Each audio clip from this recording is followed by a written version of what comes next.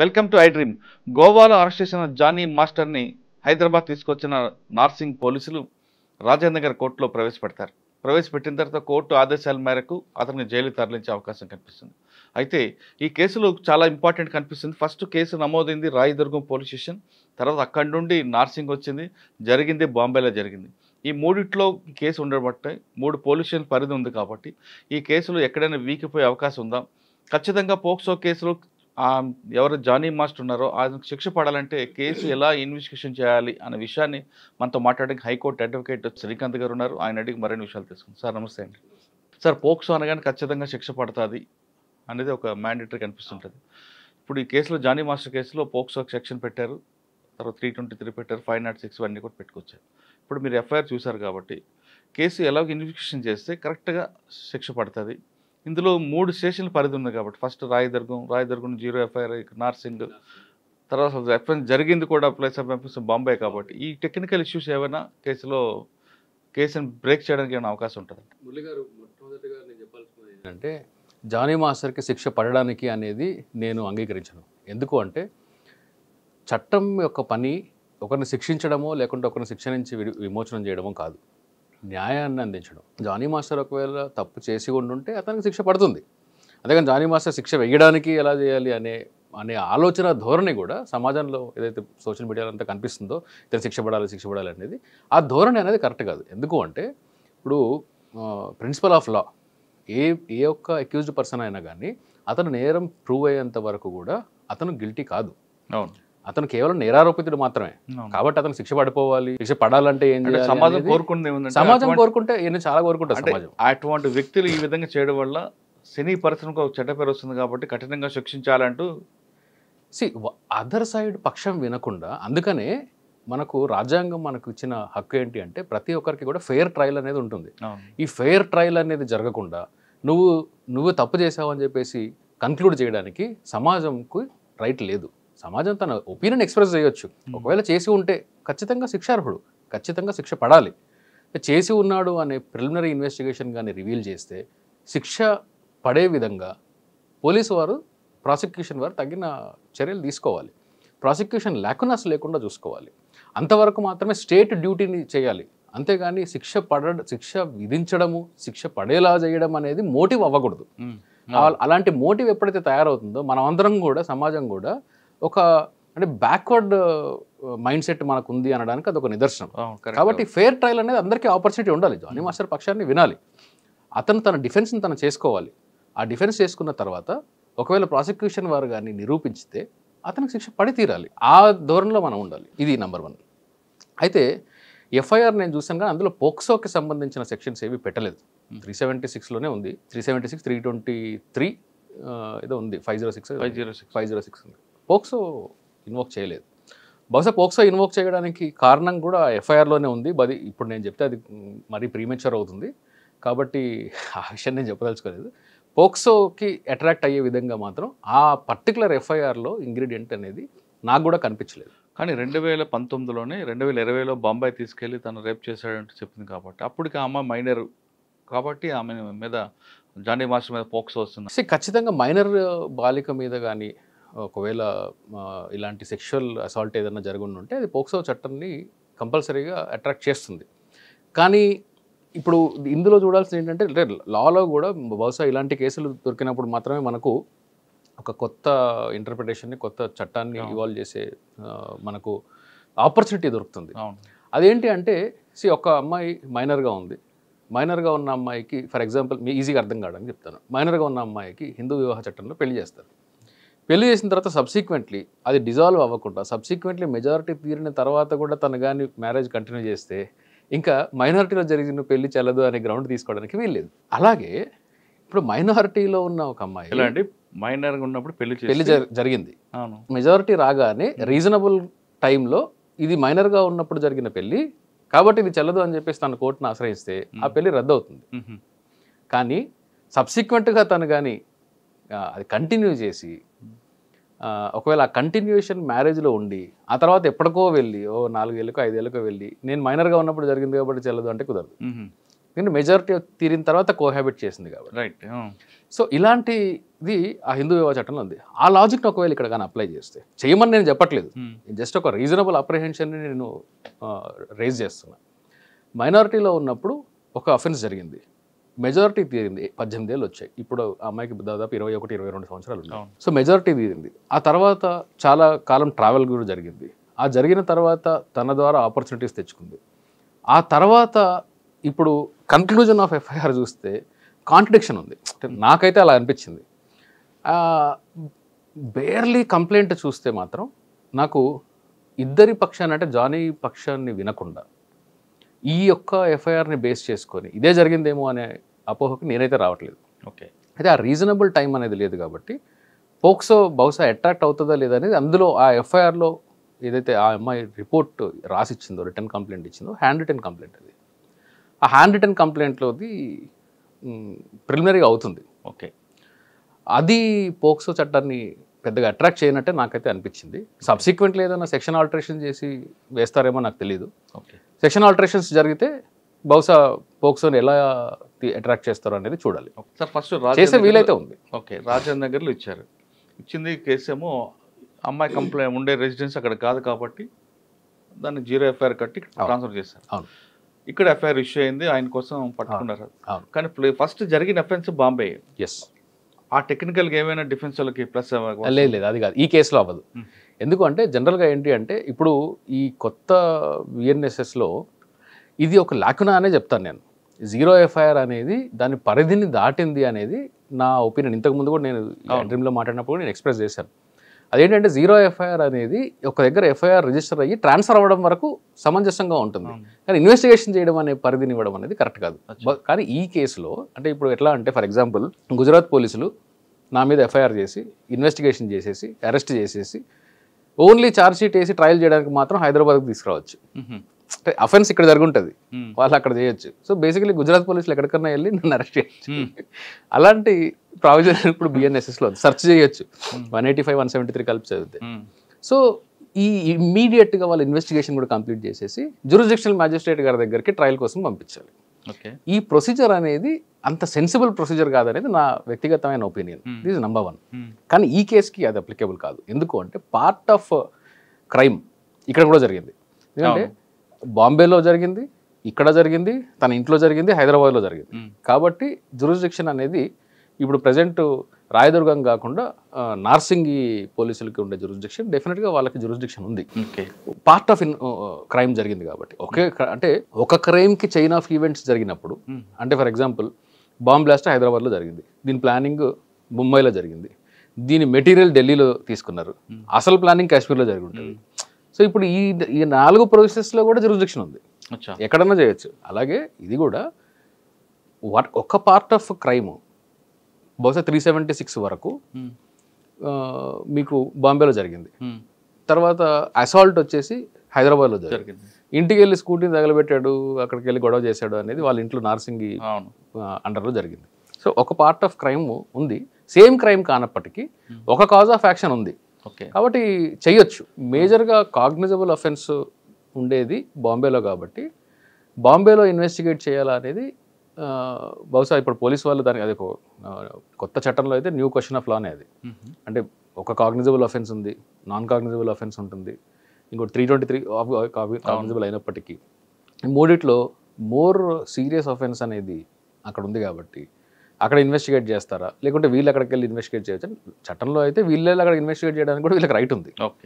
కాబట్టి jurisdiction aspect మీద ఈ కేసు వీక్ అవుతుంది అని మాత్రం నేను అనుకోవట్లేదు. ఓకే. ఇప్పుడు నార్సింగ్ పోలీసులు చేస్తారండి. ఎస్. అంటే అక్కడ ఒక టీం పంపించి ఎవిడెన్స్ అక్కడ స్టేట్మెంట్ చేసుకోవచ్చు. సార్ ఎప్పుడో 4 సంవత్సరాల క్రితం జరిగిన ఇష్యూ ఇది, ఇప్పుడు ఏం దొరుకుతుందండి వాళ్ళకి? సో ఇందులో సైంటిఫిక్ ఎవిడెన్స్లు అట్లాంటివి ఏం జరగదండి. బహుశా నాకు అంటే ఐ విట్నెస్లు ఎవరన్నా వచ్చి టెస్టిఫై చేస్తే తప్ప పెద్దగా ఈ కేసులో జానీ మాస్టర్కి శిక్ష పడుతుందని కూడా నేను అనుకోవట్లేదు. ఓకే. ఇప్పుడు పోక్సోలో ఏంటి అంటే పోక్సో చట్టంలో విక్టిమ్ యొక్క సోల్ టెస్టిమనీ సరిపోతుంది, కానీ అలా 376 రెగ్యులర్ 376లో అలా కాదు. సోల్ టెస్టిమనీ ఆ అమ్మాయిది 4 గోడల మధ్యలో జరిగిన దానికి ప్రూఫ్ ఎక్కడి నుంచి చేస్తారు? ఆ అమ్మాయి టెస్టిఫై చేసే విధానంలో ట్రయల్లో కానీ అంటే నేను ట్యూటర్ చేసినట్టు అవుతుంది. ట్రయల్లో కానీ ఒకవేళ లాని సాటిస్ఫై చేయగలిగితే డెఫినెట్గా జానీ మాస్టర్ శిక్ష పడే అవకాశం ఉంది. ఓకే. ఇంకోటి ఈరోజు జానీ మాస్టర్ని కోర్టు ముందు ప్రవేశపెడతారు. సందర్భం వచ్చింది కాబట్టి చెప్తాను నేను, మురళి గారు. ఒక సుప్రీంకోర్టు ఇప్పుడు ప్రజెంట్ ఉన్న జస్టిస్ చంద్రచూడ్ గారు, చీఫ్ జస్టిస్, అంతకు ముందున్న మంచి మంచి జడ్జిమెంట్స్లో కూడా, మంచి కాన్స్టిట్యూషనల్ జడ్జిమెంట్స్లో కూడా ఒక లాజిక్ అనేది సుప్రీంకోర్టు ఇవ్వడం జరిగింది. అదేంటంటే మ్యాజిస్ట్రేట్కి పోలీసులకి, అంటే పోలీసులకు అరెస్ట్ చేసే రైట్ ఉంది, మ్యాజిస్ట్రేట్లకి రిమాండ్కి పంపించే రైట్ ఉంది. ఇది పవర్, కానీ నెసెసిటీ ఉందా లేదా అనేది చూడాలి. అంటే ఎంత పెద్ద రిజెక్ట్ చేసే అవకాశం కూడా మెజిస్ట్రేట్కి ఉంది. ఎస్, అంటే యాక్చువల్గా రిజిస్ట్ చేసే అవకాశం పక్కన పెడితే అసలు రిమాండ్కి పంపించే అవసరం ఉందా లేదా అనే స్క్రూటినీ అనేది జరిగి తీరాలి. అది జానీ మాస్టర్ అని చెప్పట్లేదు, ఎవరికైనా ఏ కేసు అయినా కానీ. ఎందుకంటే ఇప్పుడు ఒక కేసులో ఒక క్రైమ్ చేసిన వ్యక్తి, అక్యూజ్డ్ పర్సన్ నిజంగానే క్రైమ్ చేసి ఉండొచ్చు నాకు, అలాంటి వాటిల్లో పంపించాలి. ఒకవేళ చేయకపోతే ఏంటి అనే పరిస్థితి ఉన్నప్పుడు అక్కడే మ్యాజిస్ట్రేట్ మైండ్ అప్లై చేయాలి. మెకానికల్గా ఇప్పుడు ఎట్లా అయిపోయిందంటే మ్యాజిస్ట్రేట్లు కూడా చాలా మెకానికల్గా అదే కాపీ పేస్ట్ చూస్తున్నారు. రీసెంట్గా మన జస్టిస్ రాధారాణి గారు కన్విక్షన్ ఇచ్చారు మెకానికల్ రిమాండ్ పంపించినందుకు. కాబట్టి మెకానికల్ రిమాండ్ చేయకూడదు. కానీ కంటెంట్ ఏముంది, నిజంగానే ఇతను బయట ఉంటే అరెస్ట్ చేయాల్సిన అవసరం ఉందా, రిమాండ్ పంపించాల్సిన అవసరం ఉందా, రిమాండ్కి పంపకుంటే ఏం జరుగుతుంది, పంపితే ఏం జరుగుతుంది అనేది ప్రాపర్ జ్యుడిషియల్ స్క్రూటినీ జరిగిన తర్వాత మ్యాజిస్ట్రేట్ తన మైండ్ అప్లై చేసి అప్పుడు మాత్రమే పంపించాలి. మెకానికల్ నేను పంపించేస్తానంటే కుదరదు. అది చాలామంది మ్యాజిస్ట్రేట్లు చేస్తున్నారు. అది నాకైతే అసలు వాళ్ళు మైండ్ అప్లై చేస్తున్నట్టు అనిపించదు, చాలా కేసులు అనిపించదు. ఓకే.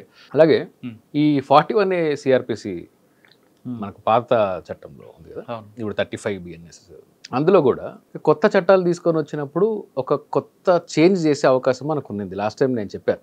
అదేంటి అంటే పోలీసు వారికి రీజనబుల్ గ్రౌండ్ కాదు కావాల్సింది అరెస్ట్కి, రీజనబుల్ సస్పిషన్, రీజనబుల్ రిపోర్ట్ ఉండాలి, అంటే కంప్లైంట్ వాడుక భాషలో రీజనబుల్ సస్పిషన్ ఉండాలి. అంటే ఇన్వెస్టిగేషన్ ఆఫీసర్ నాకు అనుమానం ఉంది అంటే ఎవరైనా అరెస్ట్ చేయొచ్చు, అది కుదరదు. There shall be reasonable ground. రెండుకి తేడా ఉంది. Reasonable ground for arrest, reasonable suspicion for arrest. ఇప్పుడుండే లాలో లాంగ్వేజ్ ఏంటి అంటే రీజనబుల్ సస్పిషన్. అంతకుముందు 41Aలో కూడా అదే ఉంది, రీజనబుల్ సస్పిషన్ ఉంటే అరెస్ట్ చేయొచ్చు అని. ఇప్పుడు కూడా 35లో అదే ఉంది, రీజనబుల్ సస్పిషన్ ఉంటే అరెస్ట్ చేయొచ్చు అని. అంటే ఒకరి అనుమానం మీద నా ఫండమెంటల్ రైట్స్ని కాదని చెప్పి నన్ను జైల్లో పెట్టచ్చు. ఇది అంత మెచ్యూర్డ్ లా కాదు ఇది. ప్రపంచంలో ఎక్కడ కూడా రీజనబుల్ సస్పిషన్ మీద ఎవడో అరెస్టులు చేయడు. పోలీస్ కస్టడీలు గ్రాంట్ చేయరు, ఇండియాలోనే ఉంది ఇది. కాబట్టి అది అంత సెన్సిబుల్ ప్రొసీజర్ కాదు సార్. చాలామంది ఇప్పుడు 4 సంవత్సరాల క్రితం జరిగిన ఇష్యూని ఇంతకాలం గ్యాప్ ఇచ్చి ఇప్పుడు ఎందుకు తెర మీద తీసుకొచ్చారు అని ఒక విషయం తీసుకొచ్చారు తెర మీదకి. ఈ పాయింట్ ఏమైనా కేసులో ఏమైనా వీకే అవకాశం ఉంటుంది. ఎందుకంటే డిలే ఇన్ ఎఫ్ఐఆర్ అనేది అది అక్యూజ్డ్కి జనరల్గా ఫేవర్ చేస్తుంది. కానీ డిలేకి రీజనబుల్ కాజ్, రీజనబుల్ గ్రౌండ్స్ చూపించగలిగితే అది అక్యూజ్డ్కి ఫేవర్ అవ్వకపోవచ్చు. కానీ ఈ కేసులో నేను చూసేది ఏంటి అంటే, బికాజ్ చాలా సోషల్ మీడియాలో నేను చాలా చూశాను, సోషల్ మీడియా వేరే వాళ్ళు కాదు, వీళ్ళిద్దరి మధ్యలో జరిగిన అంత సజెస్టివ్గా నాకు అనిపించలేదు. డిలేని సాటిస్ఫై చేయలేకపోవచ్చేమో. కానీ ఒకవేళ జానీ మాస్టర్ అయినా ఏ పెద్ద స్టార్ అయినా కానీ తప్పు చేసి ఉండుంటే, సెక్షువల్ హెరాస్మెంట్ చేసి ఉండుంటే ఖచ్చితంగా జైలుకి వెళ్ళాలి, శిక్ష పడాలి. ఒకవేళ పోలీసు వారు కానీ, నా రిక్వెస్ట్ ఏంటి అంటే పోలీసు వారికి ఇన్వెస్టిగేషన్లో ఒకవేళ ఇతను నిజంగానే ఇలాంటిది చేశాడు అనేదానికి వాళ్ళు నమ్మడానికి కానీ గ్రౌండ్స్ దొరికితే, మెటీరియల్ దొరికితే ఖచ్చితంగా ప్రాసిక్యూషన్ లేకుండా శిక్ష పడేలా చేయాలి. ఇలాంటి కేసులో శిక్ష పడితే చాలామందికి ఒక మంచి స్ట్రాంగ్ మెసేజ్ అవుతుంది. అట్ ద సేమ్ టైం ఒకవేళ ఏమీ చేయలేదు, మనకు ఇంక్రిమేటింగ్ మెటీరియల్ దొరకట్లేదు అని అనుకుంటే పొలిటికల్ ప్రెజర్స్కి, సోషల్ ప్రెజర్కి వాళ్ళు లొంగిపోయి ఏదో చేయాలి అని చెప్పి మెకానికల్గా ఛార్జ్ షీట్ ఫైల్ చేసి ట్రయల్కి పంపిస్తే మాత్రం అది పోలీసు వారు చేసిన తప్పు అవుతుంది. ఒకవేళ ఇప్పుడు 4 సంవత్సరాల వరకు చేశారు కాబట్టి కంప్లైంట్ అవ్వడం ఏదో మిస్టేక్ ఉండొచ్చు, అంటే అప్పుడు భయపడో చెప్పకపోవచ్చు, లేదా ఈయన ఇంకేదో చేసి ప్రలోభాలకి బెండ్ అయి ఉండొచ్చు. ఇప్పుడు ఆవిడ ముందుకు వచ్చారు. ఇప్పుడు మీరు చెప్తున్నట్లు ల్యాక్ కనిపిస్తుంది. అవి దాన్ని ఓవర్కమ్ చేయాలంటే దానికి రెమెడీ ఏముందండి? లేదా దానికి రెమెడీ మనం డిస్కస్ చేయడం అంత సమంజసం కాదు మురళి గారు. అంటే అమ్మాయికి న్యాయం చేసినట్టు అవుతుంది కదా. ప్రాసిక్యూషన్లో చాలా మంది నేను చెప్తున్నా ముందే, అమ్మాయికి న్యాయం చేయడమా జానీని శిక్షించడమా అనేది చట్టం యొక్క పరిధి కాదు, చట్టం ఉద్దేశం అది కాదు, నా ఉద్దేశం కూడా అది కాదు. నిజంగా తప్పు జరిగి ఉంటే శిక్షించబడాలి, తప్పు జరగకుండా ఉంటే దానికి ఒకవేళ ఫాల్స్ కేసులో కానీ ఫ్రేమ్ చేస్తున్నట్టు కానీ బయటపడితే దానికి తగ్గట్టు శిక్షలు కూడా ఉండాలి. సో మనము we are in not business of justice as a lawyer, business of law. మేము చట్టాన్ని మాత్రమే గౌరవించాలి, చట్టాన్ని ఇంప్లిమెంట్ చేయాలి, చట్ట పరిధిలో ట్రయల్స్ చేయాలి. అంతేగాని దీనిలో న్యాయం ఏంటి అని చూస్తే చాలాసార్లు న్యాయం వెనకాల పోయి చట్టాన్ని వైలేట్ చేస్తాము, చట్టం వెనకాల పోయి న్యాయాన్ని వైలేట్ చేస్తాం. అంటే బ్యాలెన్స్డ్గా అప్లికేషన్ ఆఫ్ మైండ్తో వెళ్ళాలి. ఇంకా ఈ కేసులో 354D ఉంది.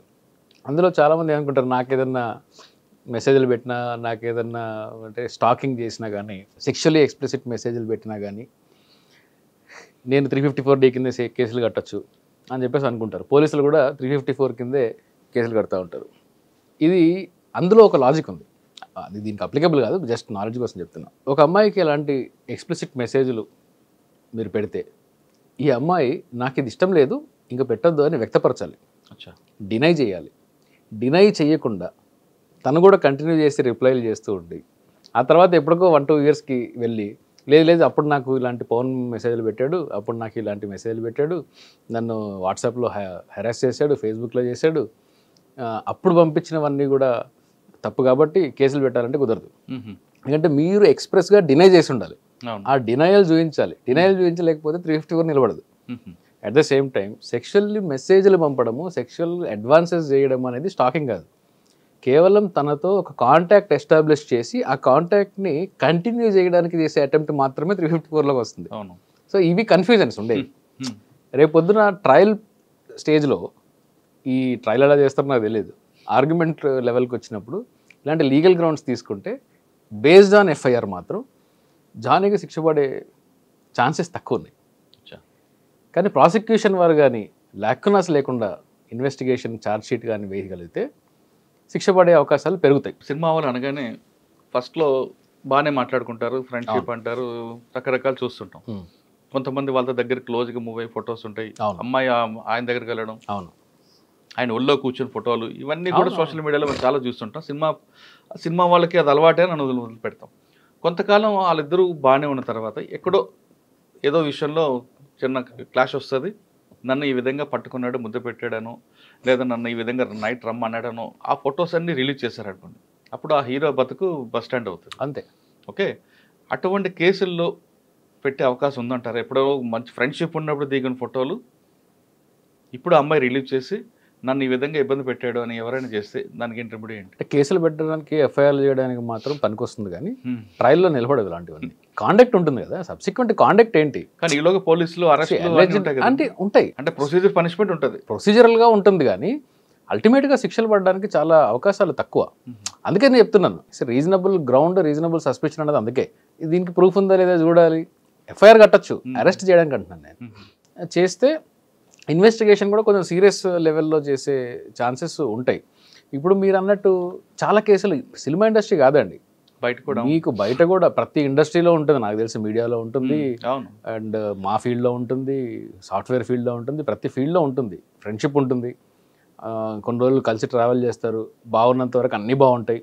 కరెక్ట్గా ఎప్పుడైతే దెబ్బలాడుకొని విడిపోతారో అప్పుడు కేవలం తిన ఉమెన్ కాబట్టి నేను చెప్పింది అందరూ నమ్మేస్తారనే ధోరణితో చాలామంది అబ్యూజ్ చేస్తారు, ప్రాసెస్ ఆఫ్ లాని అబ్యూజ్ చేస్తారు అని చెప్పి ఆ ధోరణితో బయటకు వచ్చి నేను అప్పుడెప్పుడో 2018లో ఏదో చేశాను, 2019లో నాకు ముద్దు పెట్టాడు, 2020లో నేను ఇచ్చాను అని చెప్పి ఈ ఆఫ్టర్ థాట్స్తో వస్తారు. అలాంటి కేసు పెట్టడానికి పనికొస్తాయి, కానీ శిక్షలు పడడానికి పనికిరావు. కానీ మధ్యలో ఈ ప్రొసీజర్ పనిష్మెంట్ ఉంటుంది కదండి, ప్రొసీజర్ అనేది తప్పదండి. అరెస్ట్ అంటారు, ఫ్యామిలీ అవి తప్పకపోతుంది, జైలుకి వెళ్తాడు. ఎందుకు అంటే ఇక్కడ చట్టము అక్యూజ్డ్ పర్సన్ని కూడా ప్రొటెక్ట్ చేస్తుంది.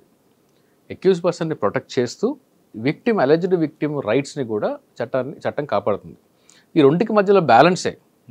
ఇది శిక్ష ఏం కాదు, జైలుకి పంపించడం అనేది రిమాండ్ అంటాం, అందుకని కన్విక్షన్ కాదు. So only judicial remand. Court పరిధిలో కోర్టు డైరెక్ట్గా పర్యవేక్షణ ఉండే, జైలు డిపార్ట్మెంట్ పోలీస్ డిపార్ట్మెంట్ కాదు. ఈ పోలీసులకు జైల్లో ఏం అథారిటీ ఉండదు. రిమాండ్కి పంపించారు అంటే పోలీసులు కస్టడీ కావాలంటే పిటిషన్ వేసి కోర్టుని సాటిస్ఫై చేసి అదర్ సైడ్ ఆప్షన్ ఇచ్చి ఛాన్స్ ఇచ్చి ఆర్గ్యుమెంట్కి ఛాన్స్ ఇచ్చి ఒకవేళ అప్పటికి కస్టడీ అవసరం అనుకుంటే ఇస్తారు. సో పోలీస్ రిమాండ్ అనేది శిక్ష కాదు. కానీ ఎఫ్ఐఆర్ అయిన దగ్గర నుండి మీరు చెప్తున్న రిమాండ్ వరకు, బెయిల్ వచ్చే వరకు, అది కండిషన్ బెయిల్ అవ్వచ్చు లేదంటే ఇంకేదో బెయిల్ వచ్చే వరకు ఈలోగా మీడియాలో స్టోరీలు డ్యామేజ్ అవుతుంది. ఇవంతా కూడా వాళ్ళకి డ్యామేజ్ అవుతుంది కదా. డ్యామేజ్ అవుతుంది. అందుకని ఇప్పుడు 211 ఉంది ఐపీసీలో, దాని కరస్పాండింగ్ సెక్షన్ ఏదో బిఎన్ఎస్లో ఉంటుంది, నాకు నంబర్ గుర్తులేదు. 211 ఐపీసీ ఉంది. అందులో ఎవరైనా ఒక అవతల ఒక వ్యక్తిని ఫ్రేమ్ చేసి అతని మీద ఫాల్స్ క్రిమినల్ కంప్లైంట్స్ ఇచ్చి అతనికి శిక్ష పడేలాగా చేయాలని చెప్పి కుట్ర పన్నితే వాళ్ళకు కూడా సేమ్ అలాంటి శిక్షలే అప్లికబుల్ అవుతాయి 211 కింద. అంటే ఫర్ ఎగ్జాంపుల్ ఒక విక్టిమ్ వచ్చి పలానా వ్యక్తి నన్ను ఏదో చేశాడు, ఇతని మీద చర్యలు తీసుకోండి అన్నప్పుడు ఎఫ్ఐఆర్ అవుతుంది, ఇన్వెస్టిగేషన్ అవుతుంది. ఫైనల్గా ఏం తేలుతుందంటే అసలు ఈ విక్టిమ్ ఎవరైతే ఉన్నారో ఈ విక్టిమ్ ఏమీ జరగలేదు కాబట్టి ఏం జరగకపోయినా కానీ అవతల వ్యక్తిని ఫ్రేమ్ చేద్దామని చెప్పేసి ఒక ప్రాసెస్ని ఇనిషియేట్ చేసి శిక్ష పడేలాగా తనని ఫ్రేమ్ చేసింది అన్నప్పుడు ఈ విక్టిమ్ మీద కూడా కేసులు పెట్టచ్చు. విక్టిమ్ని ట్రయల్ ఓకే. ఇక్కడ మధ్యలో జరుగుతున్న ఎపిసోడ్కు అది అంటే అన్ని ఒక్కొక్క ఇన్సిడెంట్ని తీసుకుంటూ పోతే అండి లా నడవదండి, ఫంక్షన్ అవ్వదు. ప్రతి దగ్గర బ్రేక్ పడుతుంటే ఫంక్షన్ అవ్వదు. కరెక్టే సార్. కానీ ఎవరైతే ఎక్యూజ్డ్ అంటే మీరు అన్నారు రిమాండ్కి ఉన్నారో వాళ్ళ ఫ్యామిలీ అంతా డిస్టర్బ్ అవుతుంది కదా. దానికి పనిష్మెంట్కి మరి అదే చెప్తున్నాను. కేవలం ఏంటి అంటే శిక్ష అంటే ఒక నేరాన్ని ఆరోపించినప్పుడు అది ప్రూవ్ చేయలేకపోతే శిక్షలు ఉండవు. కానీ ఉద్దేశపూర్వకంగా ఫ్రేమ్ చేశారు అని మాత్రం ప్రూవ్ అయితే మాత్రమే శిక్షలు ఉంటాయి. కాబట్టి మీకు ఒకవేళ ఈ ఫ్యామిలీకి అన్యాయం జరుగుతుంది, ఈ వ్యక్తి అక్యూజ్డ్ పర్సన్ యొక్క ఫ్యామిలీ కూడా డిస్టర్బ్ అవుతుంది కాబట్టి ఇన్వెస్టిగేషన్ చేయకూడదు అనేది కరెక్ట్ కాదు. అట్లా జరిగితే ఏ క్రైమ్ రిపోర్ట్ అవ్వదు. అట్లాగే ఉమెన్కి కానీ లేకుంటే ఎవరైనా కానీ ఈ 0 ఎఫ్ఐఆర్ గురించి మీరు అన్న ఏంటి అంటే ఎక్కడికన్నా వెళ్ళి నేను కంప్లైంట్ ఇస్తాను అనడం అనేది అన్ని వేళలా కరెక్ట్ కాదు. అది జ్యుడిషియల్ ఇంటెన్షన్, ఇంతకుముందు జడ్జిమెంట్స్లో ఇంటెన్షను, ఇప్పుడుండే చట్టం ఇంటెన్షన్ ఓకే పరిధి దాటింది అనేది వేరే అంశం. అయితే ఏంటి అంటే నేను ఈరోజు బంజారాహిల్స్లో ఉంది, క్రైమ్ జరిగింది ఒక లాస్ట్ ఇయర్ జరుగుతుంది. ఒకసారి క్రైమ్ జరిగింది, ఇట్స్ ఆల్వేస్ ఎ క్రైమ్, అది రిపోర్ట్ చేయొచ్చు. కాగ్నిజబుల్ అఫెన్స్ అయితే దానికి లిమిటేషన్ ఏమి ఉండదు. జనరల్గా 3 ఇయర్స్లో జరిగే 3 ఇయర్స్ వరకు శిక్ష ఉండుంటే దానికి 3 ఇయర్స్ అని ఒక టేబుల్ ఉంది, టేబుల్ ఆఫ్ కంటెంట్స్ ఉంది. దాన్ని బట్టి మనము కంప్లైంట్ ఇవ్వాలి. 354 ఉంది, విదిన్ 3 ఇయర్స్ ఇవ్వాలి, కాగ్నిజెన్స్ తీసుకోవాలి. 3 ఇయర్స్ దాటితే కాగ్నిజెన్స్ తీసుకోవడానికి వీల్లేదు. అట్లా ఈ రేప్ కేసెస్లో మాత్రం అలాంటి లిమిటేషన్ ఏం లేదు, కంటిన్యూ అవుతుంది. ఈరోజు నేను బంజారాహిల్స్లో ఉన్నాను కాబట్టి నేను బంజారాహిల్స్కి కన్వీనియంట్గా వెళ్ళి నేను అక్కడ ఎఫ్ఐఆర్ రిజిస్టర్ చేయడం వరకు అది విక్టిమ్ యొక్క కన్వీనియన్స్ కోసం మాత్రమే అండ్ విక్టిమ్ యొక్క నియరెస్ట్ అవైలబిలిటీ రిపోర్ట్ చేయడానికి మాత్రమే పనికొస్తుంది తప్ప దాన్ని పరిధి దాటకూడదు. అది అంతేగాని నేను బంజారాహిల్స్లో ఉంటున్నాను కానీ నాకు బేగంపేట సిఐ గారు మంచి ఫ్రెండ్, నేను అక్కడికి వెళ్ళి ఎఫ్ఐఆర్ చేస్తాను ఎందుకంటే బంజారాహిల్స్ వాళ్ళు చేయట్లేదు కాబట్టి అక్కడ నుంచి ట్రాన్స్ఫర్ చేయించుకుంటాను అనే అబ్యూజ్ అనేది జరుగుతుంది. కొంచెం అది ఉంటుంది.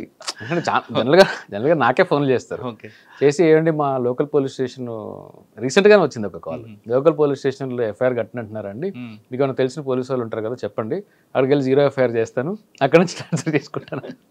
అది కరెక్ట్ కాదు సార్. మన దగ్గర అంటే నేను ఈ కేసు గురించి మాట్లాడుకుంటా, ప్రొసీజర్ పనిష్మెంటే కనిపిస్తుంది తప్ప లాస్ట్ కన్వెక్షన్ వచ్చింది, శిక్ష పడింది ఒక వైట్ కాలర్ రెఫరెన్స్ కానీ ఏదో కేసులో కానీ అది ఆ రేషియో తక్కువ ఉంది, ఈ రేషియో ఎక్కువ కనిపిస్తుంది. ఎందుకు ఉంది అంటే వాస్తవం, అది నిజంగానే వాస్తవం. అది నాకు తెలిసి ఈ ఫైనాన్షియల్ అఫెన్సెస్లో వైట్ కాలర్ అఫెన్సెస్లో వాటిల్లో కూడా పెద్ద కన్విక్షన్ రేట్ ఏం లేదు. కానీ ప్రొసీజర్ పనిష్మెంట్ ఉంటుంది. ప్రొసీజరల్ పనిష్మెంట్ కాదు, ప్రొసీజరల్ హెరాస్మెంట్. ప్రొసీజరల్ హెరాస్మెంట్ అది పనిష్మెంట్ అనలేక అదే పనిష్మెంట్. అది ఈ ధోరణి మ్యాజిస్ట్రేట్స్లో కూడా ఉంది, జడ్జెస్లో కూడా ఉంది. ఏంటి ఫర్ ఎగ్జాంపుల్ 376 90 days దాకా నేను ఇవ్వను, ఇదేంటి డిపాజిటర్స్ యాక్టా 60 days దాకా నేను ఇవ్వను, మర్డర్ కేసా 90 days దాకా నేను ఇవ్వను, ఛార్జ్షీట్ వేసారా వేయలేదా.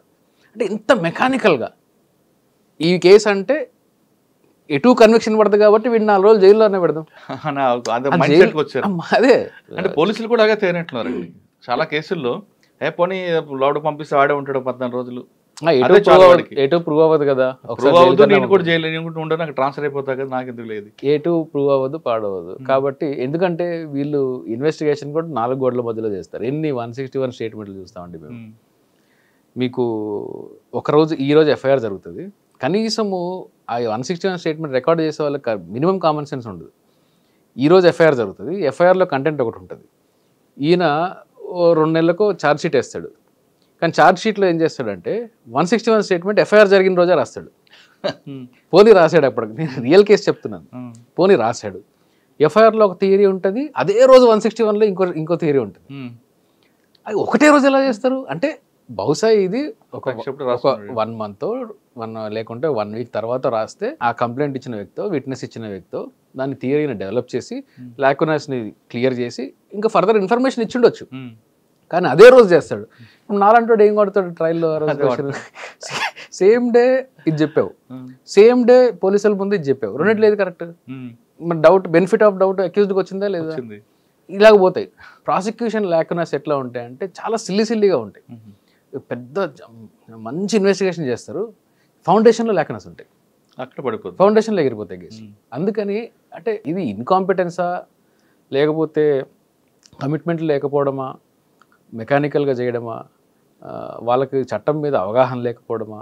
అవగాహన లేకపోవడం కదా ప్రెజర్ అనుకోవచ్చు, రకరకాల బందోబస్తులు ఉంటాయి. అంటే ప్రతి కేసులో ప్రెజర్స్ కుదరదండి. ఇప్పుడు కొన్ని కేసుల్లో లైఫ్ కన్విక్షన్లు పడిన వ్యక్తులకి కూడా తర్వాత హైకోర్టు కాంపెన్సేషన్ ఇచ్చి మరి బయటకు తీసుకొచ్చిన కేసులు ఉన్నాయి.